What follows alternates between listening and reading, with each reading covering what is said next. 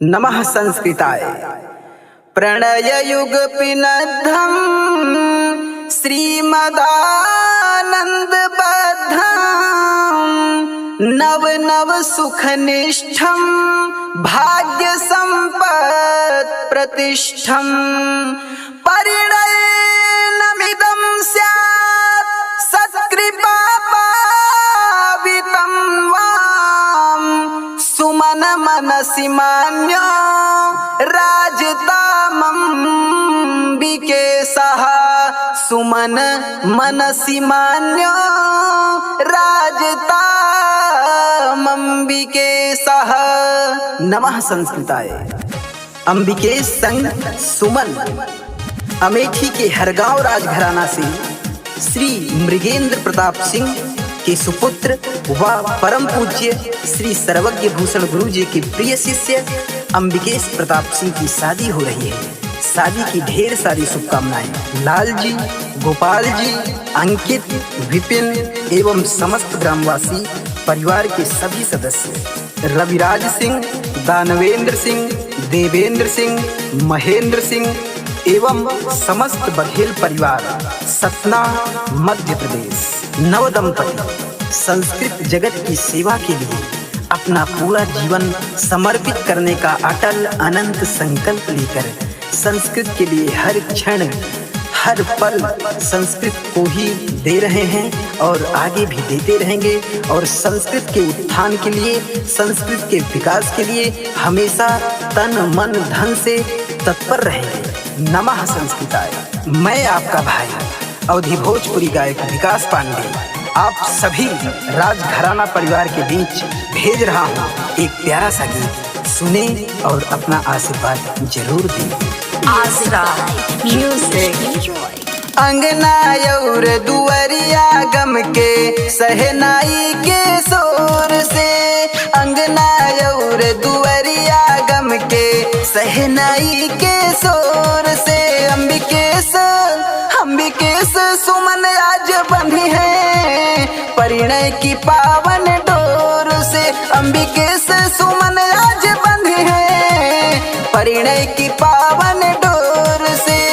सगे संबंधी दिए बधाई आके चारों ओर से, सगे संबंधी दिए बधाई आके चारों ओर से। अंबिकेश सुमन आज बंधी है परिणय की पावन डोर से। अंबिकेश सुमन आज बंधी है परिणय की पावन डोर से।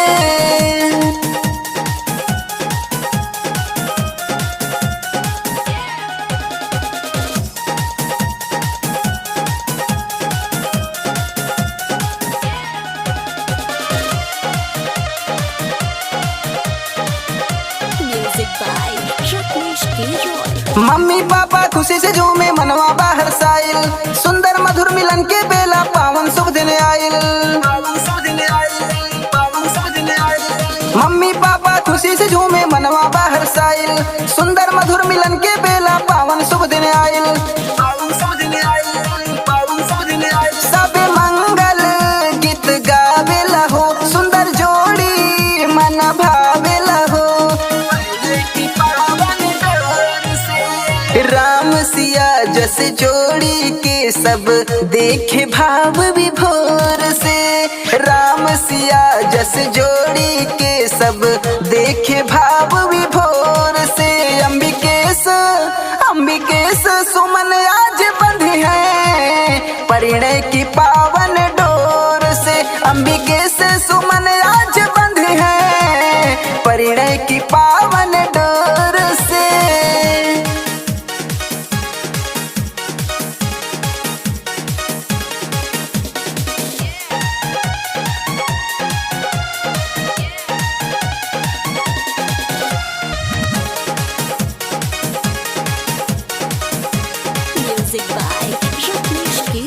बुआ फूफा मिलके नाचे नाचे चाचा चाची, झूम झूम के ठुमका मारे भैया के संग भाभी। बुआ फूफा मिलके नाचे नाचे चाचा चाची, झूम झूम के ठुमका मारे भैया के संग भाभी।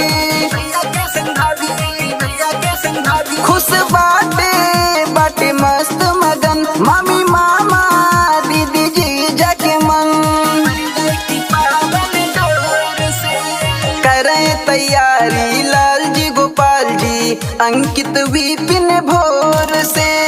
करें तैयारी लाल जी गोपाल जी अंकित विपिन भोर से। अंबिकेश सुमन आज बंधी है परिणय की पावन डोर से। अंबिकेश सुमन आज बंधी है परिणय की पावन डोर से।